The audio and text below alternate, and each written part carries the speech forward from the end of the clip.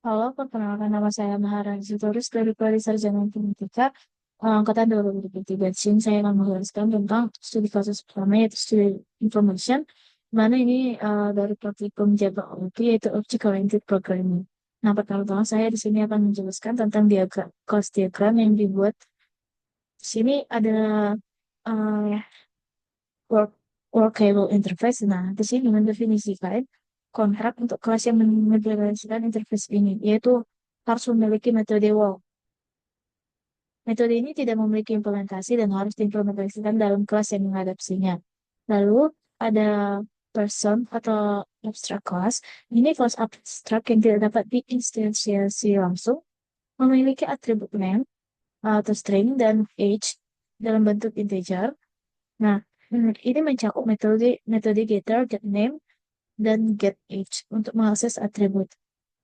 Lalu mendeklarasikan metode abstract work yang harus diimplementasikan oleh subclass.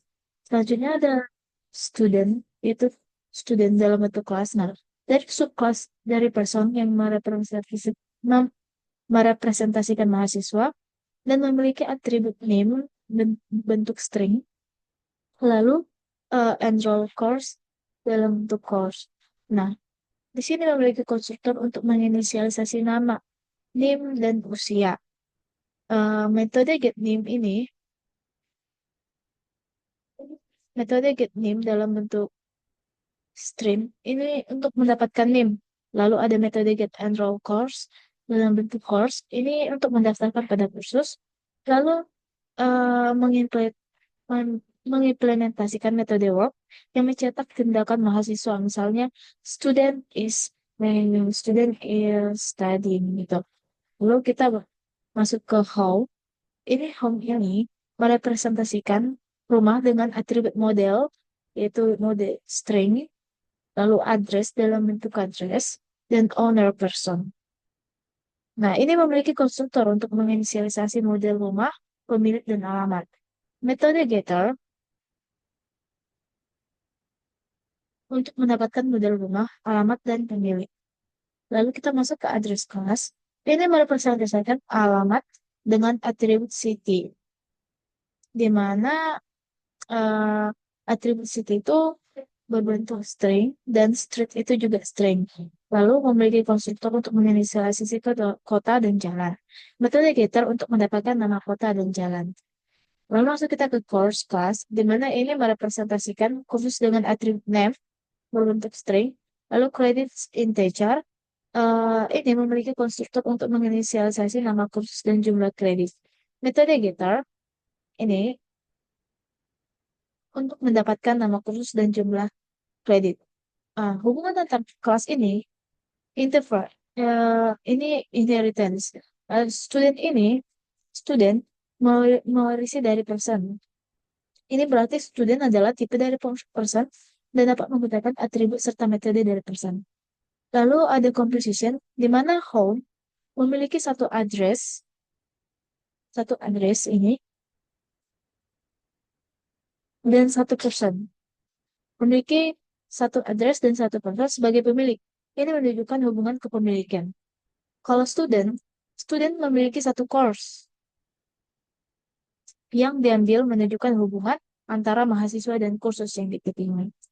Lalu ada kardinalitas. Hubungan antara home, hubungan antara home dan address menunjukkan bahwa setiap rumah memiliki satu alamat. Hubungan antara person dan home ini menunjukkan bahwa satu orang atau pemilik rumah dapat memiliki satu rumah, tetapi tidak ada batasan berapa banyak rumah yang dapat dimiliki oleh orang tersebut. Lalu ada hubungan antara student dan course. Ini menunjukkan bahwa seseorang mahasiswa dapat mendaftar ke satu atau lebih kursus. Eh, Jika disimpulkan, diagram ini menggambarkan desain sistem yang terstruktur dengan baik menggunakan prinsip-prinsip pemrograman berorientasi objek, termasuk pewawasan, komposisi, dan penggunaan interface. Nah, ini membantu kita memahami hubungan antara kelas dan interaksi dalam sistem yang penting dalam pengembangan bank.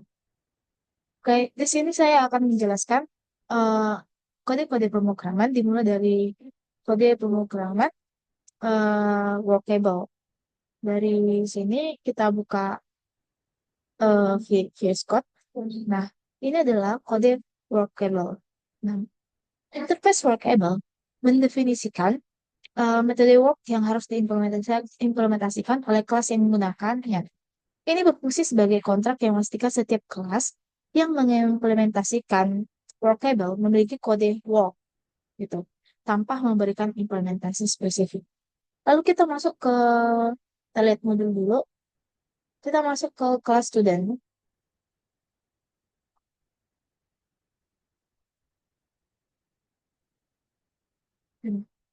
Nah, di sini ada kelas student.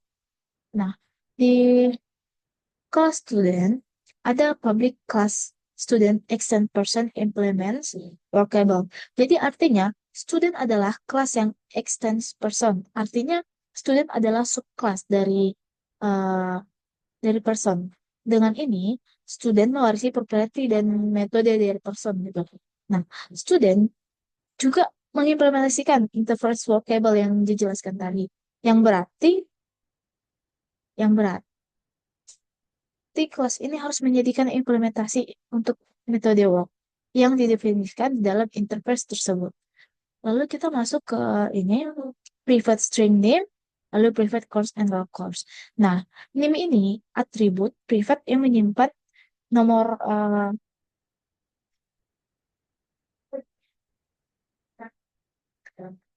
yang menyimpan nomor untuk mahasiswa gitu. Uh, Lalu ada enroll course. Ini atribut private yang menyimpan objek course yang menunjukkan mata kuliah yang diambil mahasiswa. Lalu ada kode konstruktor untuk student ini.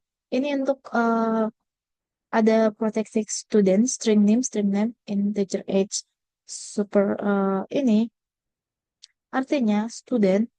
String name, integer age adalah konstruktor yang digunakan untuk menginisialisasi objek student. Konstruktor ini menerima tiga parameter, yaitu name, dan age. Atau kita bisa bahasa Indonesia kan itu yaitu name, nama, dan usia gitu. Lalu ada supername nih, supername dan age. Ini memanggil konstruktor dari superclass person untuk menginisialisasi atribut yang diwarisi name dan age. Kalau di NIM sama dengan DIM ini menetapkan nilai NIM untuk objek student yang baru dibuat. Lalu ada kode getter untuk name. Nah, ini adalah metode getter yang digunakan untuk mengakses nilai NIM dari luar kelas, meskipun atribut NIM yang bersifat privat. Metode ini mengembalikan nilai NIM yang disimpan dalam objek student. Lalu ada kode getter untuk course yang di enroll protected course, get enroll course, return enroll course. Nah, ini get enroll course ini adalah metode getter untuk mendapatkan objek course atau mata kuliah yang telah diambil oleh mahasiswa. Metode ini mengembalikan referensi ke objek course yang disimpan di atribut enroll course. Lalu kita masuk ke metode untuk enroll course. Nah, di sini ada sebuah metode di mana enroll course adalah metode yang digunakan untuk mendaftarkan mahasiswa ke mata kuliah. Metode ini menerima objek course sebagai parameter dan menetapkannya ke atribut enroll course. Lalu ada kode overdrive method work dari kelas person ini. Ini menunjukkan bahwa metode work ini adalah implementasi dari metode work yang didefinisikan di interface workable yang dijelaskan tadi. Nah, metode work mencetak student is studying ke konsol gitu. Yang menunjukkan bahwa pekerjaan dari seluruh mahasiswa adalah belajar. Nah, jadi kesimpulan dari ini student Java ini, kode Java ini adalah subclass dari person yang juga mengimplementasikan interface workable. Kelas ini memiliki atribut yang menyimpan name dan mata kuliah yang diambil mahasiswa, serta menyediakan metode untuk mengambil dan mendaftarkan mata kuliah. Implementasi metode work menunjukkan bahwa seorang mahasiswa bekerja dengan belajar. Nah, kita masuk ke diagram berikutnya. Kita buka dulu. Nah, di sini mau menjelaskan tentang course. Nah, kita buka kode course.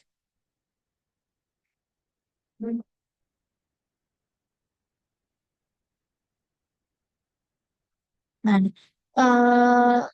ini public course ini Ini adalah kelas publik yang mewakili sebuah mata kuliah. Ini berisi atribut dan metode terkait mata kuliah seperti nama mata kuliah dalam jumlah SKS gitu. Jadi string name integer credit ini eh, name atribut yang menyimpan nama dan mata kuliah dalam bentuk string. Lalu kalau kredit itu atribut yang menyimpan jumlah kredit mata kuliah dalam bentuk integer. Lalu ada kode protected course string name comma integer credit. This name discredit gitu. Nah, kalau course ini itu adalah konstruktor yang digunakan untuk menginisialisasi objek course. Konstruktor ini menerima dua parameter, yaitu name, lalu kredit. Nah, kalau name ini itu untuk nama mata kuliah. Nah, kalau kalau kredit ini itu SKS gitu, SKS dari mata kuliah. Lalu ada kode name. Ini menetapkan parameter name ke atribut name kelas gitu. Lalu kalau diskredit itu, ini menetapkan parameter kredit ke atribut kredit kelas. Lalu ada kode proteksi string get name, return name.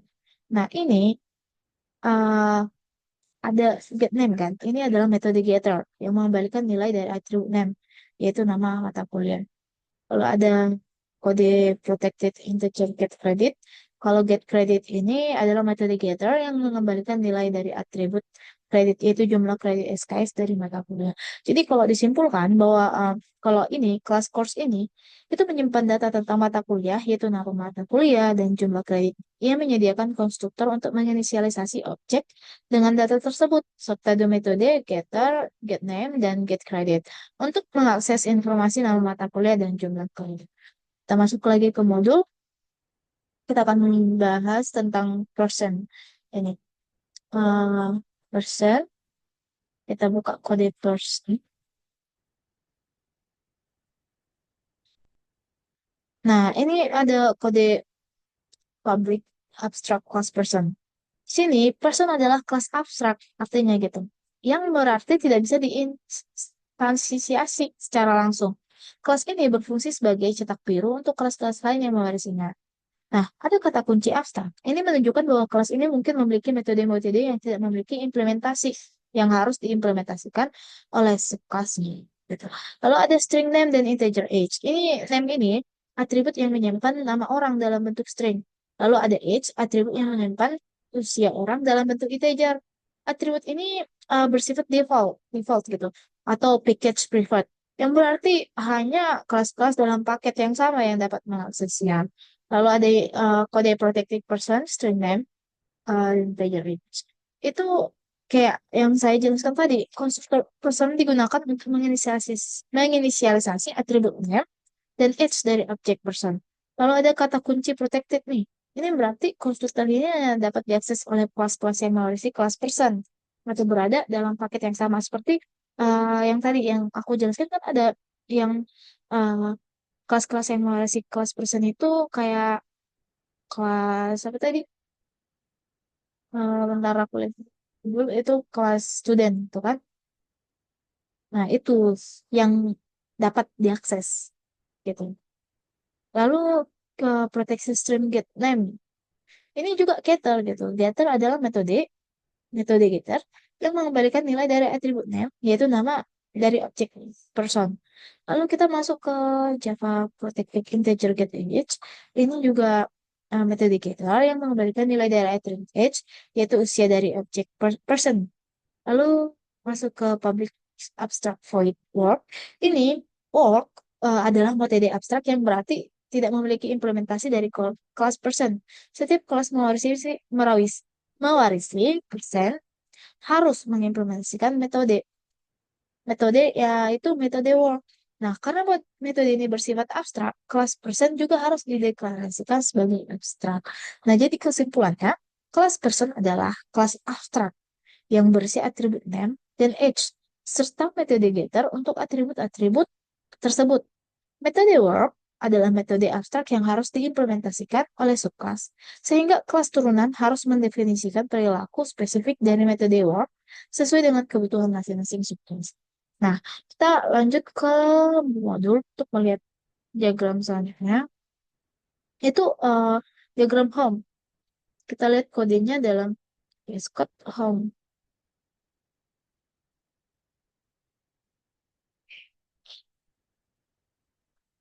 Nah, di sini ada public class home. Nah, ini home adalah kelas yang digunakan untuk merepresentasikan sebuah rumah.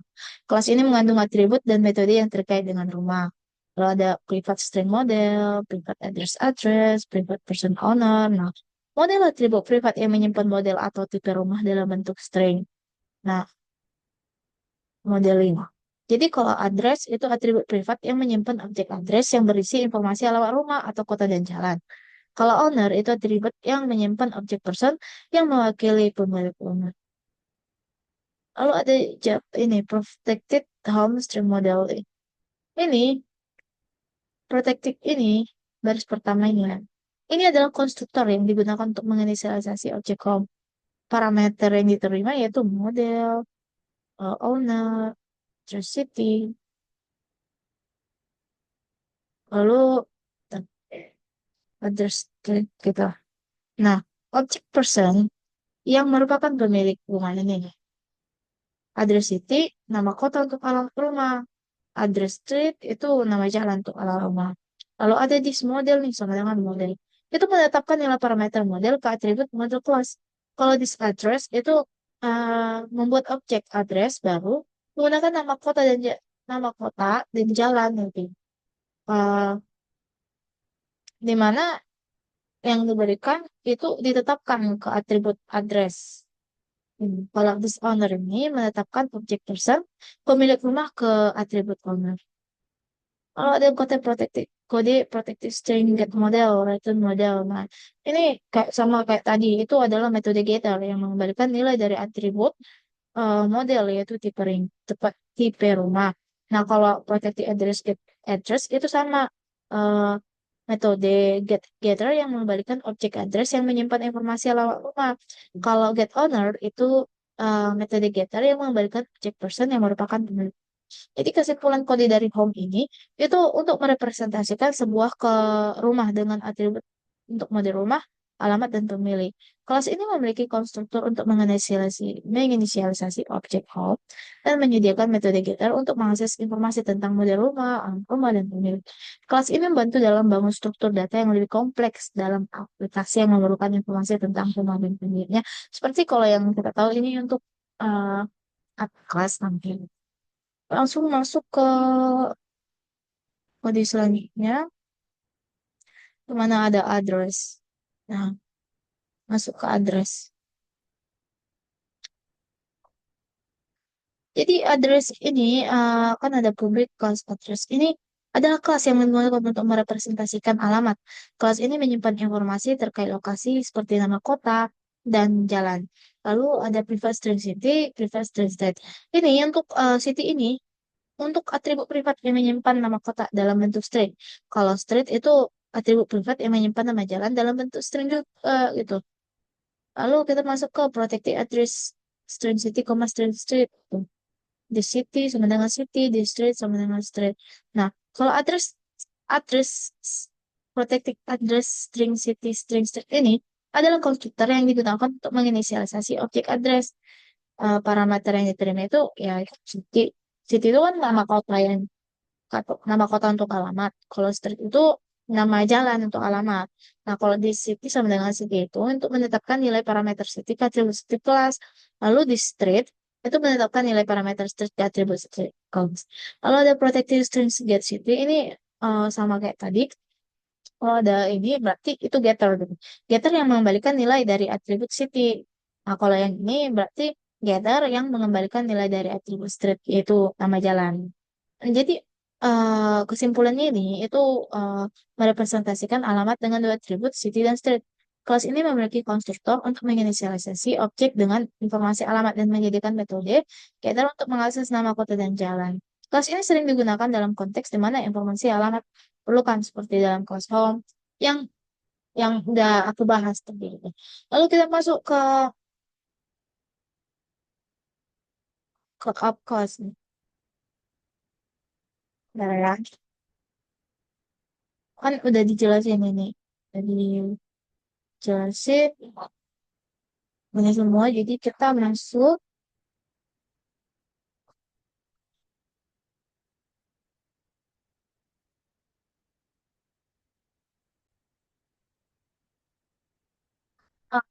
sini saya akan melanjutkan pembahasan kode studi kasus itu yaitu di app Java.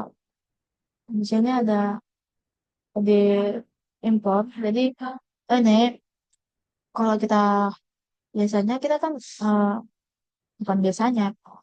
Jadi di kode-kode sebelumnya ada import Java, detail, dan scanner itu untuk memungkinkan input dari pengguna melalui pensil. Jadi mengimport kelas scanner dari paket Java detail untuk memungkinkan input dari pengguna melalui konsol. Lalu ada public class app. Ini mendefinisikan kelas publik app yang berfungsi sebagai titik masuk atau entry point untuk aplikasi Java. Lalu public static void main string argument itu mendefinisikan metode main yang merupakan metode pertama yang dijalankan saat aplikasi diluncurkan, yaitu string argument adalah argumen yang dapat diteruskan saat menjalankan program dari halaman lain. Kalau ada scanner SGNU scanner system name, ini untuk membuat objek scanner bernama SC untuk membaca input dari konsol.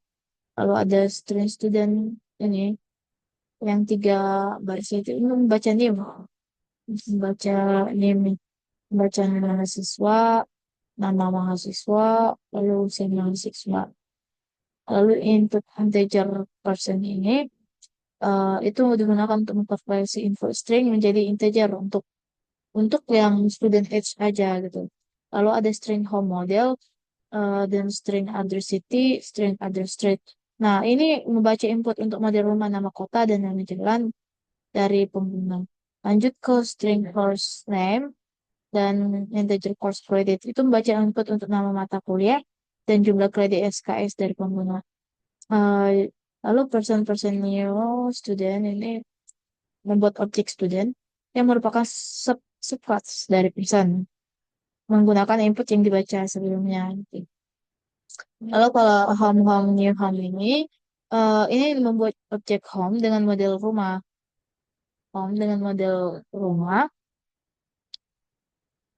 yang pemilik yang merupakan objek dari person dan alamat yang diisi dari input pengguna. Lalu course ini membuat objek course dengan nama mata kuliah dan jumlah kredit yang diisi dari input pengguna. Pada ini, if person intensive student, ini student gitu. Ini meriksa apakah objek person adalah instan dari student gitu. Person adalah uh, instan dari student. Jika iya, objek person di case menjadi student dan metode enroll first dipanggil untuk mendaftar pada mata kuliah yang telah dibuat. Nah, makanya di sini ada mencetak nama usia, mencetak nama, lalu mencetak usia gitu. Orang yang diambil dari metode getter name, getter age dari kelas person yang sebelumnya udah aku jelaskan. Lalu ada ini permisalan lagi, di mana permisalan ini jika person adalah itu instance dari student, kode dalam blok ini dieksekusi.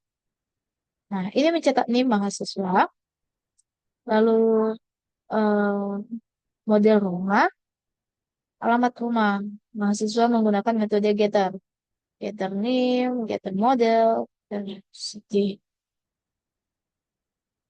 Lalu kemudian metode work,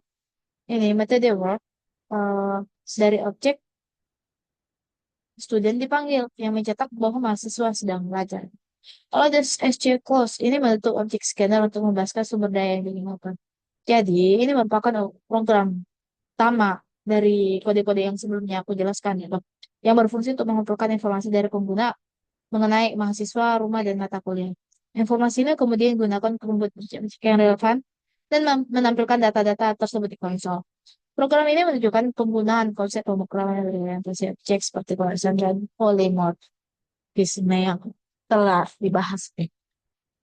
Jadi mungkin sekian video yang penjelasan yang saya buat. Jika ada kekurangan kata atau kesalahan kata, mohon dimaafkan. Terima kasih.